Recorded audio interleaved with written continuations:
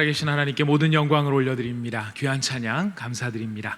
이제 오늘 우리에게 주시는 하나님의 말씀을 봉독하도록 하겠습니다. 오늘 주시는 말씀은 사도행전 2장 37절에서 47절까지의 말씀이 되겠습니다. 사도행전 2장 37절부터 47절까지의 말씀입니다. 다 찾으셨으면 저와 여러분이 한 절씩 교독하도록 하시겠습니다. 그들이 이 말을 듣고 마음에 찔려 베드로와 다른 사도들에게 물어 이르되 형제들아 우리가 어찌할꼬 하거늘 베드로가 이르되 너희가 회개하여 각각 예수 그리스도의 이름으로 세례를 받고 죄 사함을 받으라. 그리하면 성령의 선물을 받으리니 이 약속은 너희와 너희 자녀와 모든 먼데 사람 곧 주 우리 하나님이 얼마든지 부르시는 자들에게 하신 것이라 하고 또 여러 말로 확증하며 권하여 이르되 너희가 이 패역한 세대에서 구원을 받으라 하니 그 말을 받은 사람들은 세례를 받음에 그날에 신도의 수가 3,000이나 더하더라. 그들이 사도의 가르침을 받아 서로 교제하고 떡을 떼며 오로지 기도하기를 힘쓰니라. 사람마다 두려워하는데 사도들로 말미암아 기사와 표적이 많이 나타나니 믿는 사람이 다 함께 있어 모든 물건을 서로 통용하고 또 재산과 소유를 팔아 각 사람의 필요를 따라 나눠주며 날마다 마음을 같이하여 성전에 모이기를 힘쓰고 집에서 떡을 떼며 기쁨과 순전한 마음으로 음식을 먹고 47절을 같이 읽습니다. 하나님을 찬미하며 또 온 백성에게 칭송을 받으니 주께서 구원받는 사람을 날마다 더하게 하시니라. 아멘. 주님 안에서 사랑하는 형제자매 여러분, 매주일마다 여러분들 말씀 들을 때 어떤 자세로 들으세요? 제가 아는 어떤 장로님은 말씀이 가는 것처럼 내 인생이 가게 하여 주시옵시고 말씀에서 핵심적으로 다루어지는 내용들은 잘 적용하여 교회가 부흥하고 교회가 새로워질 때 내 가정과 사업이 그렇게 되게 하여 주시옵소서. 그런 소원을 갖더라고요. 그러니 여러분 말씀이 아브라함 얘기하면 아브라함처럼 믿음을 부유하게 하고 느헤미야 얘기하면 느헤미야처럼 시대를 새롭게 하고 지필하고 성숙하게 하고 벽을 쌓고 또 요한복음은 주님의 깊은 심정을 깨닫고 지금 사도행전을 하고 있는데 사도행전의 이 말씀 하나하나가 매주일마다 핵심이 있거든요. 이 핵심 따라 여러분들이 기도하면 여러분들의 가정과 개인이 부흥하게 되리라고 믿으시길 바랍니다. 부흥은 단순히 무슨 크게 된다 이게 아니라 정말 내 인생에 보람을 갖는 거예요. 이 소중한 시간 그냥 가면 되겠습니까? 아무도 그냥 돌아가지 마시기를 바랍니다. 영원히 흔들림 받게 하시고 능력이 떠나간 자가 능력을 회복하게 하여 주시옵소서. 이 말씀과 함께 내 인생이 같이 가게 해달라는 이 소원은요, 젊은이들 오늘 이 예배에 많이들 계시는데 젊은이 부부, 젊은이들 이거 평생 다 기억하면 여러분 반드시 영적으로 성공하게 되는 것입니다. 이게 하늘의 비밀이에요. 천기누설입니다. 지난주일 저는 최악의 실패를 한 베드로가 최고의 설교자가 될 수 있었던 이유 중, 그리고 그가 전한 메시지가 복음의 심장인데 예수 그리스도를 설명하고 난 다음에 그 예수 그리스도 깨닫고 나면 사람들의 마음에 공통적으로 시편 다윗의 시대부터 내려오는 공통적인 특징 중에 하나가 인생의 항해를 할 때 기쁨의 깃발을 들고 기쁨의 깃발을 세우고 항해를 할 수가 있다. 아멘. 그래서 오늘 여러분 들어오시면서 기쁨의 깃발을 보셨어요? 우리 교회 한다고 그래도 보셨어요? 아니, 밑에서 올라오면 태극기 보이고 위에서 내려오면 기쁨이라고 보이고요. 그 다음 하여튼 오늘 하여튼 깃발을 좀 많이 간직하고 돌아가시길 바랍니다.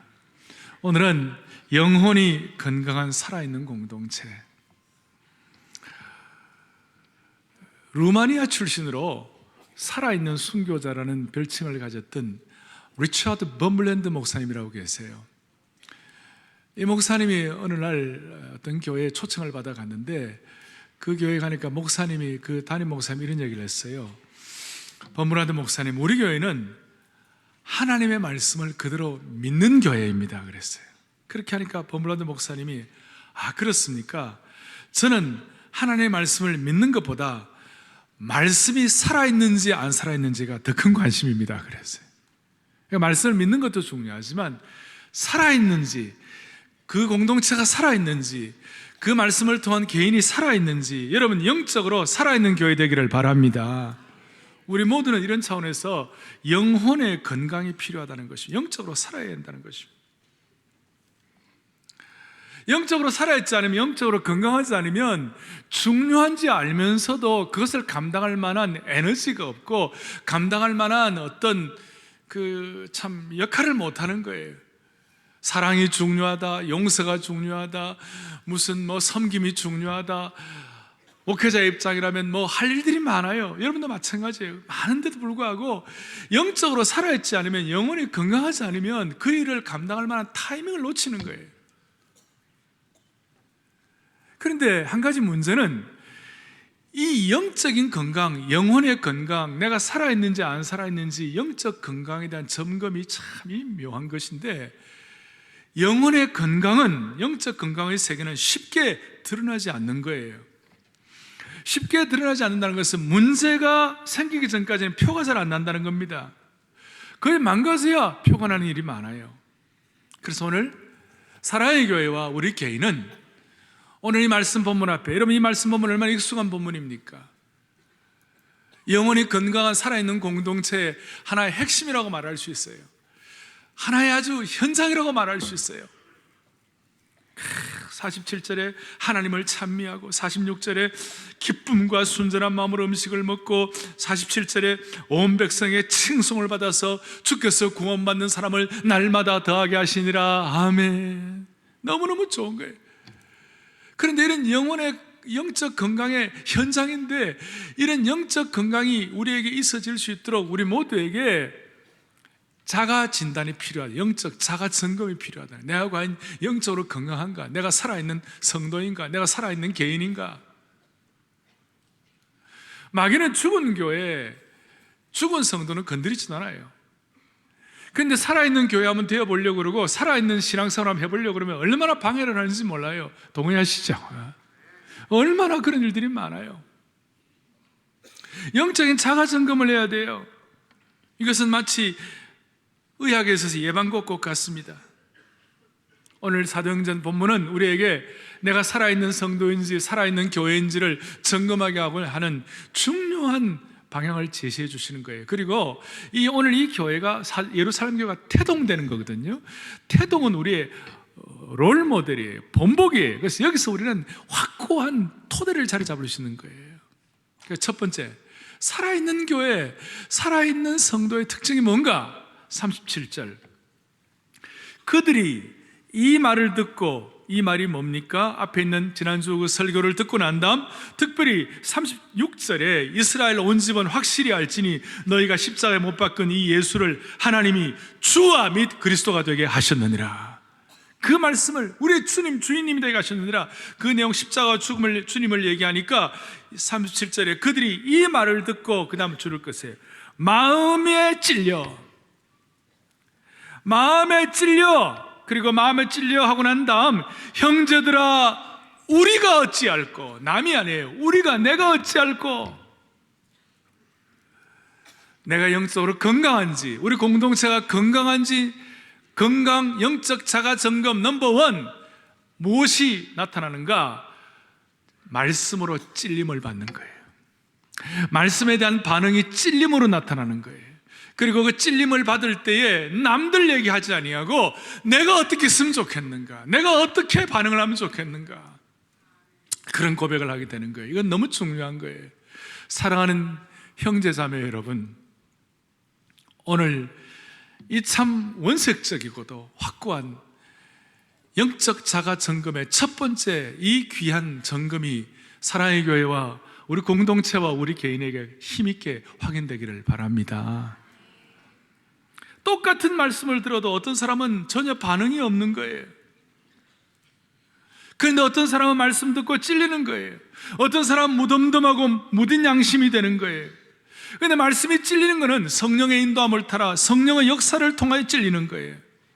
내가 영적으로 건강한지 안 한지 체크하는 척도는 마음의 말씀으로 찔리는 거예요. 어떤 사람은 말씀을 들어도 찔리지가 않아요. 그냥 굳어져 버려요. 이것이 계속 반복될수록 찔리지 않고 굳어지는 것이 반복될수록 무뎌질수록 양심이 둔해져 버리는 거예요. 그냥 눌려버리는 거예요. 하지만 어떤 사람들은 말씀을 갖고 읽다가 찔려가지고 무릎을 꿇고 하나님 앞에 회개하고 기도하고 영적으로 성숙할수록 건강할수록 더 많이 찔리고 더 많이 회개하는 것입니다. 이것이 살아있는 증거예요. 기독교와 타 종교의 차이가 있다면 기독교는 말씀에 찔리느냐 안 찔리느냐 그것이 차이예요.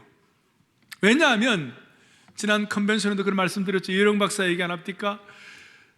세상의 모든 종교는요 자기가 신이 되는 것이 목표예요.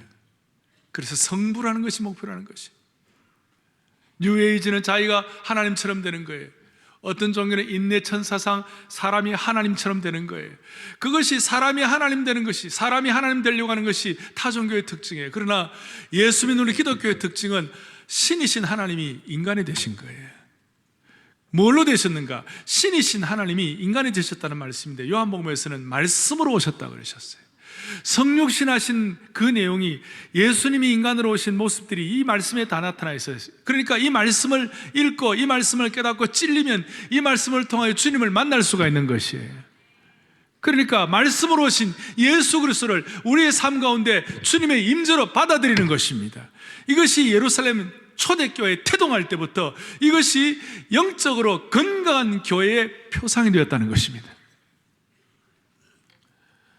그 찔림이 있을 때 우리는 놀랍게도 가책을 받고 세상의 풍조에 휩쓸리지 않는 것입니다. 양심이 회복되는 것입니다. 다시 말씀드립니다마는 영혼이 건강하지 않으면 말씀의 찔림을 받았을 때도 그냥 굳어져 버리고 눌려져 버리고 그냥 둔해져 버리는 것입니다. 따라서 오늘 사랑하는 형제자매 여러분, 주여 사랑의 교회와 우리 개인이 말씀에 찔림 받을 때 반응하게 하여 주십시오. 그래서 포인트는 이것입니다. 우리가 말씀에 찔림을 받을 때 말씀에 좀 더 예민해지는 것입니다. 성령의 인도에 대해 좀 더 예민해지는 것입니다. 대신 환경에 대해서는 좀 둔해지는 것입니다. 사람에 대해서 좀 너그러워지는 것입니다. 환경에 대해서 둔해진다는 것은 어떤 뜻이에요? 오늘 우리 사람들은 거꾸로 하고 있잖아요. 말씀에 대해서는 둔감하고 환경과 일어난 주위의 사건에 대해서 너무너무 예민하잖아요. 모든 SNS, 모든 메디어, 방송통신 다 예민해가지고 사람들이 들락날락 하는 거예요. 그냥 여러분 이런 내용들, 방송에 일어나는 많은 일들, 여러분들 그 얘기 보고 마음이 아프고 막 그냥 반응하고 왔다 갔다 하는 그런 내용들 1, 2년만 지나면 아무것도 아닌 일들이 너무 많을 거예요. 그래서 포인트가 뭐냐? 말씀에 대해서는 예민해지고 환경에 대해서는 둔감해지자. 어떻습니까? 성령에 대해서는 민감해지고 사람에 대해서는 관대해지자. 어떻습니까? 우리는 다 거꾸로 하는 거예요. 그렇게 중요하지 않은 환경에 대해서 너무 가슴 아파하고 비판하고 상처받고. 부부 사이도 마찬가지예요. 부부 사이도요 너무 예민하면 상대방이 말라 죽습니다. 피곤합니다. 아멘. 사람은요 다 별 수 없는 인간들인데 서로 따지기 좋아하면 어떻게 하시겠어요? 남편이 아내에 대해서 딱 정색을 하고 이렇게 판단을 바로 해가지고 올바른 얘기도 아무리 많이 해도 아내는 별로 변화가 없습니다. 아내는 리스트를 다 만들어가지고 남편에게 아무리 바가지 끌고도 아무런 소망이 없습니다. 꿈을 깨시기를 바랍니다. 중요한 것은 남편과 아내가 말씀에 찔려가지고 말씀에 반응하는 것이에요. 그 말씀 앞에 꿇어 엎드리면서 우리 교회 같으면 주일 말씀을 통하여 도전받고 큐티를 하면서 도전받고 제자 훈련하면서 다락방 하면서 너무 큰 은혜 받아 어떨 때는 새벽이라도 무릎을 꿇고 눈물을 흘리면서 반성하고 주님 앞에 자신을 돌아볼 때 그것이 살아있는 증거예요. 마음이 죽어 있는데 여러분 찔려봐야 무슨 소용이 있어요? 마음이 화인 맞은 양심이 찔려봐야 무슨 소용이 있어요? 다시 한번 저를 따라하겠습니다. 말씀에 민감하고 환경에는 둔감하자. 말씀에 민감하고 사람에게는 관대하자. 아멘. 이렇게 되면 그 다음부터 놀라운 일이 벌어지는 거예요. 회개하고 그 다음에 40절부터 구원을 받고 3천의 사람들이 세례를 받고 42절에 초대교회의 영적 공동체의 능력이 막 나타나는 거예요. 말씀에 찔림 받으니까 나타나는 거예요. 그래서 영적인 건강 측정 넘버원, 말씀에 찔림 받아 우리가 어찌 알고, 또 말씀에 찔림 받으면 뭐 남들이 어떻다 이거 생각할 거 없어요. 자기는 듣기만 하고 남들을 평가만 하면 그것도 안 돼요. 여러분, 바울 사도 같은 사람은 이 말씀의 은혜가 날마다 찔림받고 은혜가 있으니까 오죽하면 자신을 쳐 복종시킨다고 그랬어요. 우리는 남들 보지 말고 우리가 잘하면, 우리가 말씀에 찔려 반응하면 하나님이 나머지는 주님이 처리하실 거예요. 여러분, 그 믿음을 회복하셔야 될 것이라고 믿습니다. 두 번째로 영적 자가점검 척도의 특징이 뭔가? 그것은 바로 진정한 영적 교제가 있었습니다. 42절에 그들이 사도의 가르침을 받아 서로 교제하고 그랬습니다. 영적 교제였습니다. 그 44절부터 46절까지 강력한 영적 교제의 현장이 거기 나타났습니다. 서로 통용하고 필요를 나누어주고 순전한 마음으로 함께 교제하고 서로 칭송하고 서로 찬미하고, 어떻게 보면 이게 가장 영적인 유토피아예요. 그것이 어떻게 출발이 됐는가? 교제라는 말부터 출발했어요. 영적 자가점검 넘버 2, 내게는 영적 교제가, 참된 영적 교제가 있는가? 이 교제라는 말이 헬라어로 코이노니아 그렇게 얘기합니다. 이 코이노니아라는 이 말은 통용한다, 유통한다, 공유한다 이런 뜻이고, 코이노니아에 대한 현장은 44절부터 46절까지 자세히 설명을 해놓았어요. 자, 그런데 이 코이노니아를 가지고 이제 좀 연구를 하다 보니까 복음서에는 코이노니아란 말이 한 번도 안 나와요. 오늘 42절 여기서부터 사도행전의 이 말씀 여기서부터 신약 성경 최초로 코이노니아란 말이 출현한 거예요. 교제란 말이. 이것은 그냥 우리가 교제한다 이 정도가 아니에요. 굉장한 차원이에요. 펠로십이, 하나님과 펠로십이. 그리고 이 교제는 여기서부터 출현을 하는데, 시작이 되는데, 이 교제는 신적 언어예요. 사람들이 만든 언어가 아니라 하나님적인 언어예요. 그래서 성령님 하면 늘 교제가 따라와요. 빌보스에 장하면 말씀의 위로, 성령의 무슨 교제, 성령의 교제란 말이 나와요. 그리고 고린도후서 13장 13절에 보니까 주 예수 그리스도의 은혜와, 예수님은 은혜이고 하나님 아버지는 사랑이고 성령의 교제예요. 성령은 교통이에요. 그러니까 성령의 전문 영역이 뭐냐? 교제다 이 말이에요. 성령의 인도가 있으면 참된 영적 교제가 일어난다는 것입니다. 할렐루야. 그리고 이 교제는 우리가 하나님과 제대로 가까이 다가갈 때 나타나는 현상이다 이것이에요.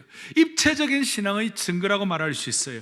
요한일서 1장 3절 다 같이 보겠습니다. 시작.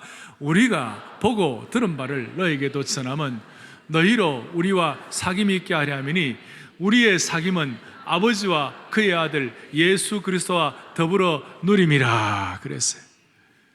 여기에 사귐이란 말이 저희 교제, 저희 코이노니아예요. 이 사귐은 아버지와 그의 아들 예수 그리스도와 더불어 누림이라 무슨 뜻이에요? 이 교제는 성령님을 통해서 비롯되는 것인데, 특별히 예수 그리스도를 깨닫고 복음을 깨닫고 영적 주님과의 관계가 먼저 있고 난 다음에, 교제의 키가 뭐냐면 하나님과의 교제가 믿고 있고 난 다음에 그 다음에 사람들과 영적 교제가 일어난다는 것이에요. 거기에 대해서 자세하게 고린도후서 8장 4절에 마게도냐 교회가 힘들고 어려웠지만 예루살렘 교회가 어려웠다는 말을 듣고 연보와 구제와 섬김, 그런 교제를, 그 코이노니아를 섬김으로 나타냈어요. 영적 교제가 있으면 자연스럽게 하나님 주신 은혜가 뭐냐면 섬김의 은혜가 나타나요. 그걸 좀 헬라 어려운 말로 코이노니아가 디아코니아를 가져온다 이런 말을 해요. 코이노니아가 디아코니아란 말이 뭐냐면 섬김이란 뜻이에요. 참된 코이노니아가 참된 디아코니아를 가져온다. 참된 영적 교제가 참된 섬김을 가져온다. 다른 말로 하면 참된 코이노니아가 없으면 참된 디아코니아가 없다 그 말이에요. 그리고 참된 디아코니아, 오늘 마게도냐 교회가 다른 형제들을 잘 섬길 수 있어, 어려운 가운데서도 잘 구제와 봉사할 수 있는 이유가 무엇일까? 고린도서 8장 4절 5절 같이 5절 4절 시작. 이 은혜와 성도 섬기는 일에 참여함에 대하여 우리에게 간절히 구하네. 자, 성도 섬기는 일에 참여함에 대하여 5절 같이 보겠습니다. 5절. 우리가 바라던 것뿐 아니라 그들이 먼저 자신을 주께 드리고 또 하나님의 뜻을 따라 우리에게, 아멘, 먼저 자신을 누구에게 드리고요? 주께 드리고 또 하나님의 뜻을 따라 우리에게 주었도다. 하나님과의 코이노니아가 사람들과의 디아코니아를 가져왔다. 사람들을 섬길 수 있도록 되었다. 오늘 이런 은혜와 현장이 사랑의 교회와 여러분의 삶이 되기를 바랍니다. 우리는 영적 공동체입니다. 영적 공동체의 은혜가 있으면 우리는 영가족이 되는 것이에요. 그리고 동지의식이 생기는 거예요. 그런데 문제는 여러분, 예수님 안에서 한 형제 자매가 된 사람들끼리 서로 비난하고 상처를 준다면 이것은 참된 영적 동지의식을 가진 공동체라고 말할 수 없어요. 한국 교회가 영적 교제와 공동체성이 많이 파괴되었어요. 상호의존적이고 헌신적인 영적 아군의식이 약해졌어요. 영적인 피하 구분이 되지 않았어요. 요한 켈빈 선생님은 교회는 반드시 믿는 자의 어머니가 되어야 한다. 교회 오면 영적으로 양육받고 자라야 한다. 그 뜻도 있지만 믿는 자의 어머니를 여러분들 함부로 훼손할 수 없는 귀한 공동체가 교회이다 그 말이에요. 어머니가 병들면 어떻게 합니까?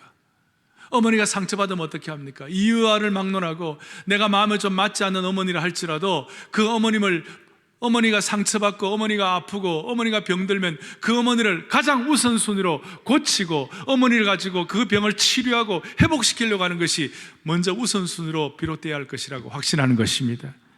그런데 우리는 어떻게 합니까? 병든 어머니를 치유하기 위해서 어떤 방법을 써서라도 치료하고 해야 되는데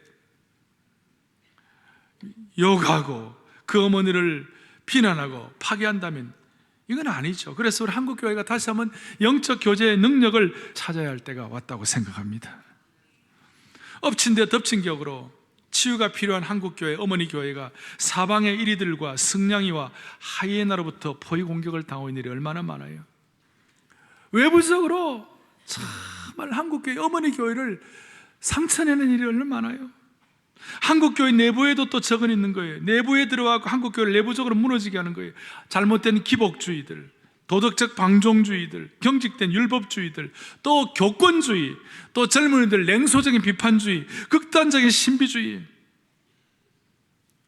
다시 한번 한국교회가 영적인 참된 코이노니아 교제가 회복되게 하여 주시옵소서. 이런 영적 교제를 기반으로 내부 결속을 다지고 내부 문제를 해결하고 하나님의 영광을 위하여 외부의 공격을 봉사하는 은혜가 있기를 바라는 것입니다. 그렇게 되기 위해서는 교회가 견고해야 합니다. 영적 교제의 능력으로 견고해야 합니다. 초대교회가 태동될 때는 이 교제의 능력이 확실했습니다. 우리 주위에 어떤 사람들은 개인 경건을 주장하고, 개인 경건이 중요하죠. 개인 경건을 통해 하나님을 기피하라는 건 너무 소중합니다.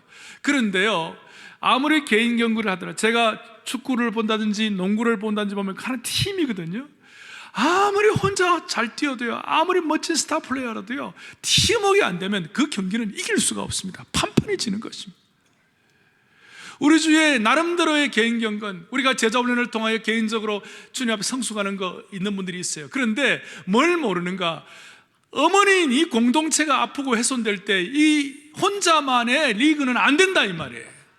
교회를, 이 아픈 교회를 세워야 할 책임이 있다는 거예요. 한국 교회를 팀을 가지고 세워야 할 책임이 있다는 것이, 스타 플레이어 역할보다도 함께 팀을 가지고 한국 교회를 살려야만 하는 것입니다. 성령님의 불로 통하여 하늘에 불이 내려서 모두가 다 영적 교제를 가지고 다 함께 불탈 수 있도록 말씀으로 찔림받아 영적 교제의 능력을 할 수 있는 그 순간을 우리 모두에게 다시 한번 회복시켜 주시기를 바랍니다. 세 번째로는 영적 자가 점검, 말씀으로 찔림받는 것, 영적 교제의 능력을 회복하는 것뿐만 아니라 세 번째로는 뭐가 필요하느냐? 사도의 가르침을 받아야 되는 것입니다. 42절에 그들이 사도의 가르침을 받아 서로 교제하고 떡을 떼며 오로지 기도하기를 힘쓰니라. 사도의 가르침을 받는 거예요. 우리 교회로 말하면 말씀을 배우든지 말씀을 가르치든지 둘 중에 하나예요. 말씀으로 영혼을 섬기는 것이 포함되어 있어요. 제자훈련을 통하여 성도가 성숙하는 것이 다 포함되어 있어요. 여기에 42절 다시 사도의 가르침을 받아라는 이 문법적 시제는 뭐냐? 한 번 가르침 받고 끝나는 것이 아니에요. 이 가르침은 계속해서 지속되는 것이에요. 계속 가는 거예요. 그들은 지속적으로 사도의 가르침을 받고 있었다, 그 뜻이에요. 우리가 주목하는 이 말씀은 지속적으로라는 말인데 여기에 시간을 바친다는 것인데 이것이 성령께서 거하시는 교회의 특성이라는 것입니다. 어떠한 특정적인 행동을 위하여 성실하게 지속적으로 헌신하는 것을 포함한다, 이렇게 말할 수 있어요. 말씀을 가르치고 말씀 가르침 받고 말씀을 또 가르치는 이 대회에 참여하는 것이에요. 제가 오늘 37절부터 쭉 일어난 일들 가운데 41절에 그 말을 받은 사람들은 세례를 받으며 이날의 신도의 수가 얼마나 더하더라? 3,000이나 더하더라. 태동하는 교회가 3,000명이 더해졌어요. 이 3,000명이 막 한꺼번에 몰려왔을 때 사도들이 어떻게 했을까? 저 사람들 한번 짐작을 해보았어요. 밤에 잠이나 제대로 잤겠어요? 내일 어떤 말씀을 가르칠까? 내일 어떤 말씀을 이분들에게 나눠드릴까? 구약에 있는 말씀 가운데 예수님을 중심으로 한 그 말씀이 무엇일까? 아니 산상수훈 때 내가 예수님께 들었던 말씀이 무엇인가? 아니면 다락방에서 주님의 마지막 강화의 말씀, 설교의 말씀 들었을 때, 아니면 지난날에 다 주님이 하신 말씀들, 베스다 들판에서 하시는 말씀들, 그 말씀을 기억하면서 그 말씀을 가르쳐야지, 그 말씀을 나눠야지, 그렇게 간절한 마음으로 준비하여 12명의 사도가 3,000명을 가르치느라고 얼마나 수고를 했겠어요. 그리고 이 3,000명의 성도들이 이 말씀을 가르침 받는 것만 끝난 것이 아니라 사도들이 이 가르침을 막 받고 난 다음에 그 받은 말씀을 가지고 이제 각지로 흩어졌을 때 그 받은 말씀 기억했다가 또 그 지역에 가가지고 말씀의 대언자가 되어서 받은 말씀을 또 함께 말씀을 나누는, 말씀으로 이웃을 섬기는 대열에 참여할 수가 있었던 것이에요. 이것이 초대교회가 갖는 강력한 특징이었어요. 말씀을 배울 뿐만 아니라 사도의 가르침이 계속 진행된 것이에요. 오늘 이것은 사랑의 교회 제자훈련 철학과 너무 중요한 거예요. 사랑의 교회 제자훈련의 정신은 뭐예요? 말씀을 들은 것으로 끝난 것이 아니라 말씀을 훈련해가지고 이 말씀을 생애가 다하는 그날까지 지속적으로 이 말씀을 나누는 것입니다. 얼마나 이것은 우리에게 중요한 목표가 되고 있습니까? 일반 성도들도 동일하게 이 말씀을 배우고 말씀을 가르치는 일에 참여하는 것이에요. 성령께서 다스리실 때 백성들은 끊임없이 말씀을 공부하고 훈련하는 데 전념을 할 수가 있었습니다. 제가 조금 아까 영적 교제에 있어서는 코이노니아가 디아코니아를 갖는다 그랬는데 조금 어렵지만 이런 마음에 한번 생각해 놓으시고, 또 이 말씀 선포, 말씀을 가르치고 말씀을 선포하는 이 문제에 관해서는 헬라어로 두 개, 하나는 케룩소라는 것이 있어요. 케룩소라는 이 단어는 말씀을 선포하는 거예요. 특별히 처음 예수 믿을 때 말씀의 진리를 깨달을 때 케룩소라고 그래요. 교회가 주일 말씀이라든지 대각성 전도 집회라든지 처음 예수님을 믿을 때 구원의 복음이 강력하게 선포될 때 그것을 뭐라고 한다고요? 케룩소라고 그래요. 케룩소라고 그래요. 오늘 이 자리에는 거의 대부분의 분들이 예수님을 구세주와 주님으로 영접하셨을 거예요. 예수님을 구세주와 주님으로 영접했기 때문에 영하 11도가 넘어도 여기 오는 것이에요. 아멘. 그 주님을 사모하면서 오는 거예요. 말씀이 살아있으니까 오는 거예요. 그런데 중요한 것은 그건 케룩소예요. 와서 말씀을 듣고 난 다음에 중요한 것은 여러분들이 성숙하고 자라서 또 다른 영혼들을 말씀으로 섬길 수 있는 그 역할을 해야 되는 거예요. 그것이 뭐냐면 티칭이에요. 말씀을 가르치는 거예요. 선포하는 것은 케룩소고, 그것을 여러분들이 선포한 내용의 말씀을 듣고 변화받아 와서 주님의 제자로, 온전한 제자로 성숙하고 무장되는 것, 그 말씀은 디다케, 가르침이라고 그런 거예요. 그래서 교회는 반드시 케록소를 통하여 주님을 영접하고 디다케를 통하여 성장한다, 이런 말이 있어요. 그래서 오늘 이 자리에, 오늘 이 말씀은 여러분들에게 케록소가 되기도 하고 어떤 분들은 디다케가 되기도 할 것이에요. 하나님께서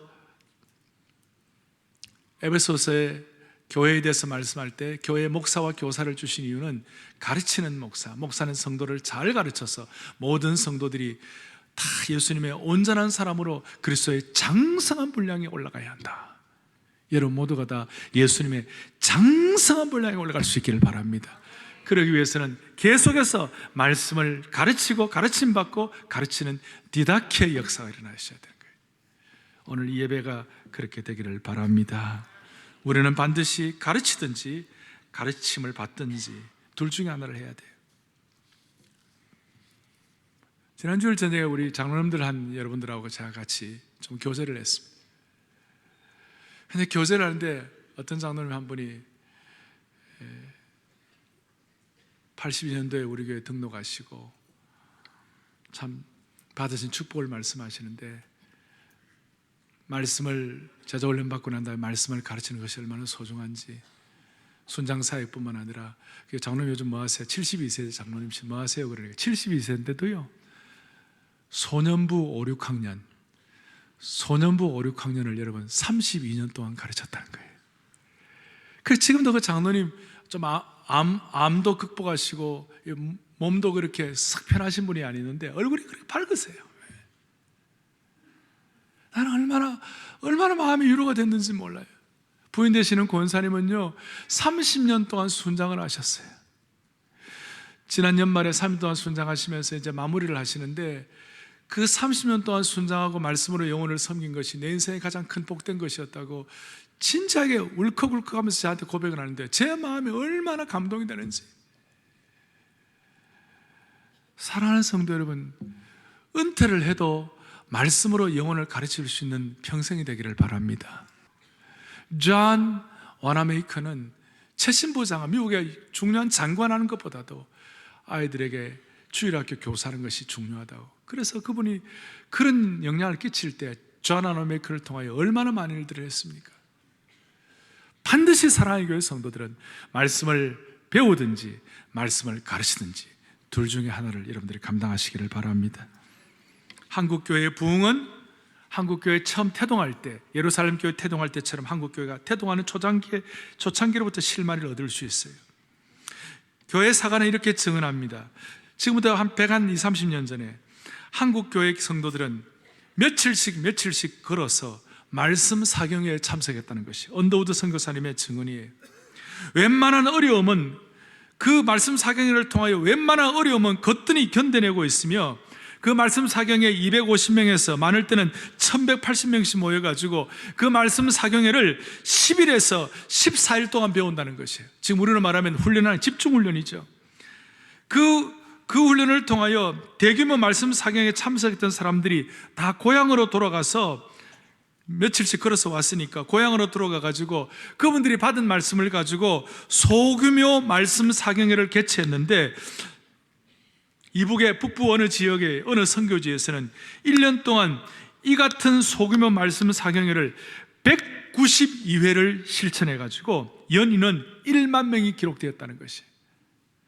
한국교회 본래 초대교회 전통은 부흥회가 아니에요. 말씀 사경회였어요. 요한복음 사경회, 요한계시록 사경회, 이런 사경회를 통하여 참석한 사람들 은혜 받고 받은 그 말씀을 또 지역에가 돌아가서 수양회 이후에 말씀을 나눠줄 때 한국교회가 튼튼하게 자리 잡을 수가 있었어요.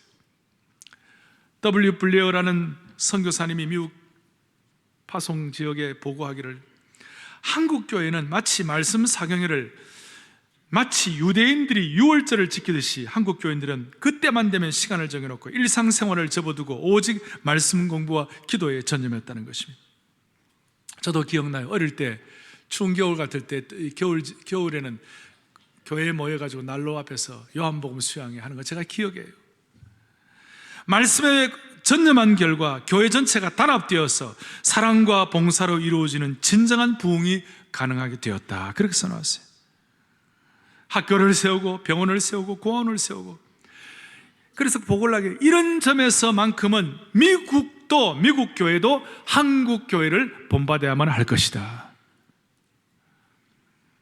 이와 같이 말씀을 배우고 가르치는 것이 한국 교회 초대교회의 빛나는 전통이었습니다. 오늘 한국 교회가 이 말씀을 가르치고 배우는 일에 열심히 힘해졌기 때문에 우리가 어려움을 겪지 않나 그런 생각도 해봅니다. 여러분, 다시 한번 말씀의 가르침을 통하여 그 말씀으로 예배드리기 바랍니다. 그 말씀으로 교제하기 바랍니다. 그 말씀으로 말씀을 중심으로 한 기도가 이루어지기를 바랍니다.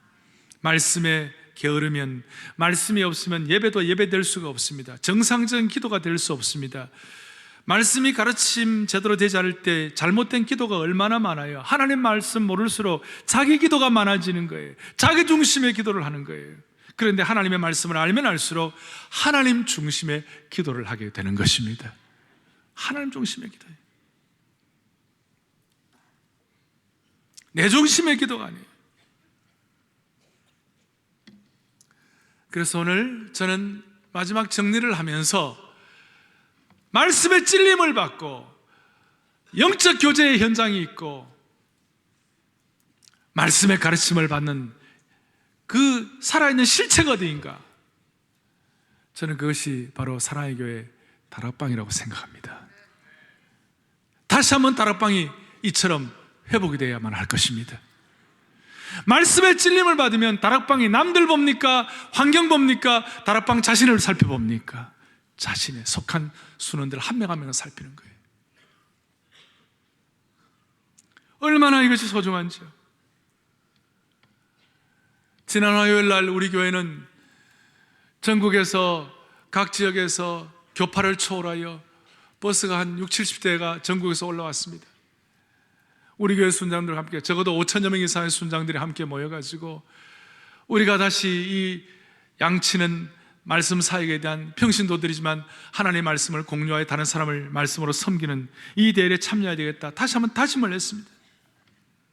우리가 서로 공감한 것이 있습니다.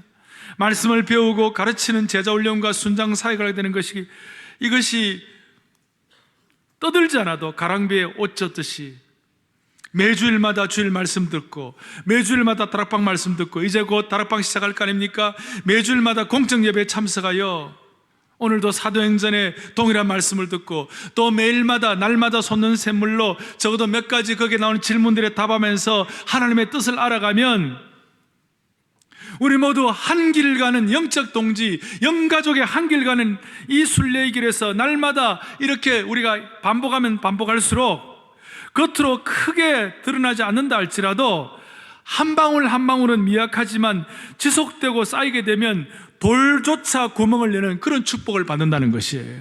이걸 제가 이렇게 설명해 봤어요. 한 길 가는 순례의 자에게 주시는 영적 축적의 은혜이다. 영적 축적의 은혜이다. 말씀의 가랑비가 쌓이면 하늘의 문에 열리게 해 주실 것입니다. 성령의 비가 내리네 하늘 문을 열어주시옵소서. 여러분, 이런 분명한 방향을 가지고 말씀이 축적되어 가지고 돌도 뚫어버릴 수 있는 그 은혜를 주신다면 우리가 세상에 무서울 것이 뭐가 있겠습니까? 뭐가 무섭겠습니까? 아까 말씀한 대로 이 세상 사람들은 자기가 신이 되려고 하고 자기가 판단자가 되려고 하지만 우리는 말씀의 도전을 받아가지고 주님이 우리 가운데 거하시는 것을 깨닫게 될 때에 우리가 뭘 두려워할 수 있겠냐 말이죠. 더 이상 점집에 가지 않아도 되는 것이고 더 이상 오늘의 운세에 의존하지 않아도 되는 것이에요. 사랑의 교회 지난 99차 칼세면에 참여한 목사님들이 다락방에 참석한 후에 이런 피드백을 줬어요. 참으로 여기는 화기애애하고 따뜻하고 공감 있고 서로 가족 걱정해주는 한 가족 같은 분위기가 있다.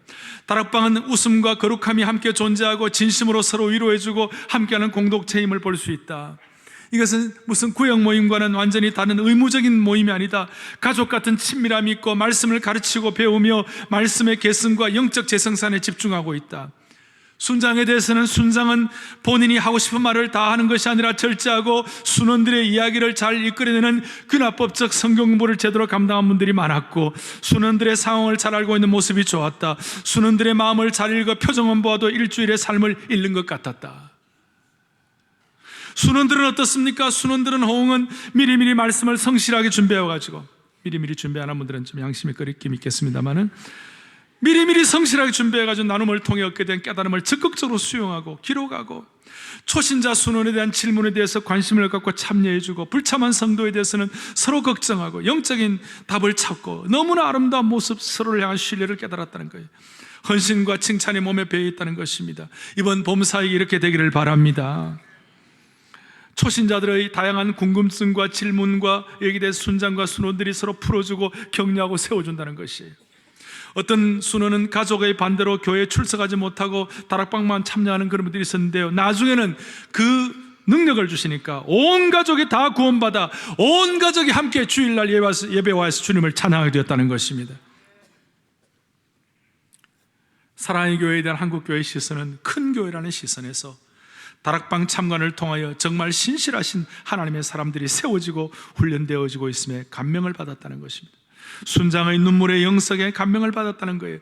다락방을 통하여 신앙생활을 시작한 분들이 또 새로운 생명을 낳는 다락방의 영적 순기능을 보았다는 것이에요.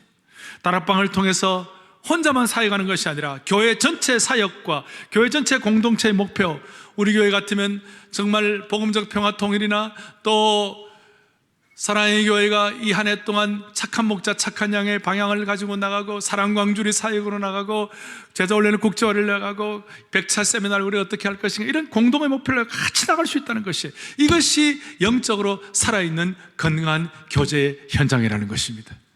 이것이 오늘 43절부터 47절까지의 신약의 재해석판이라고 말할 수가 있습니다.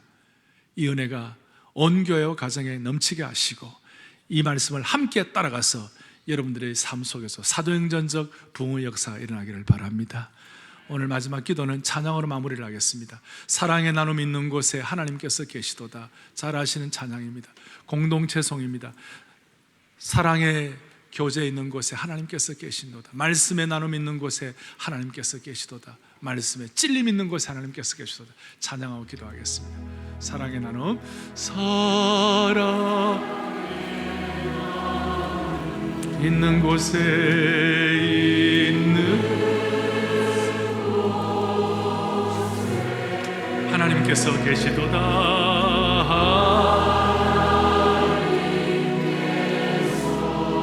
계시도다.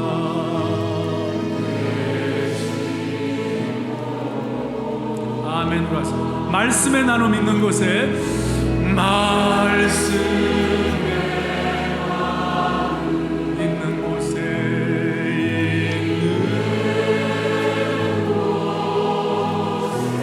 하나님께서 계시도다.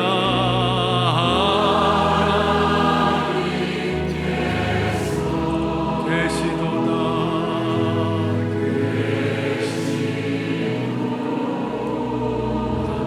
말씀에 찔림 있는 곳에, 말씀에 찔림 있는 곳에,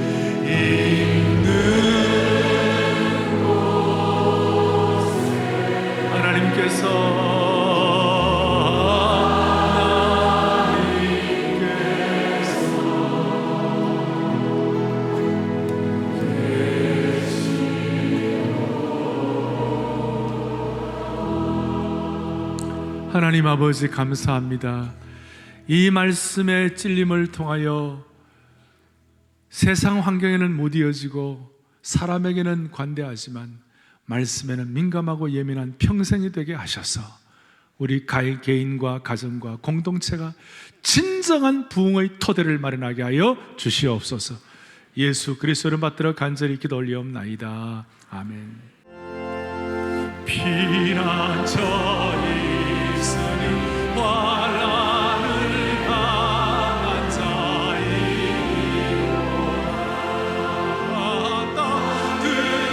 따뜻이여 물결이여 산 위에 넘치는 들려자네.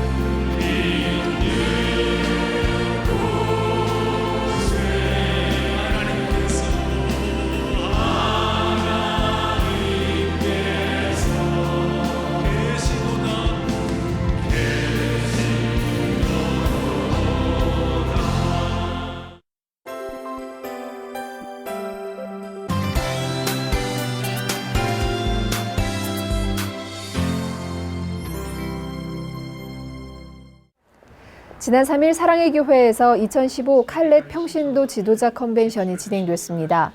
칼렛 목회자와 평신도 지도자들이 참석한 가운데 먼저 개회 예배를 드렸는데요.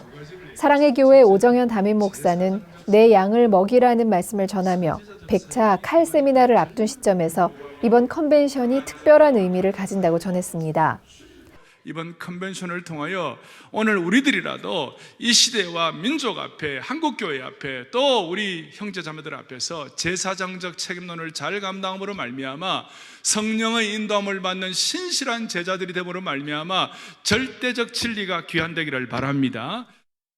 컨벤션 첫 번째 주제 강의에서는 이어령 박사가 지성과 영성이 균형 잡힌 제자에 대해 전했고, 이어서 다양한 선택 강의가 각 부속실에서 진행됐습니다.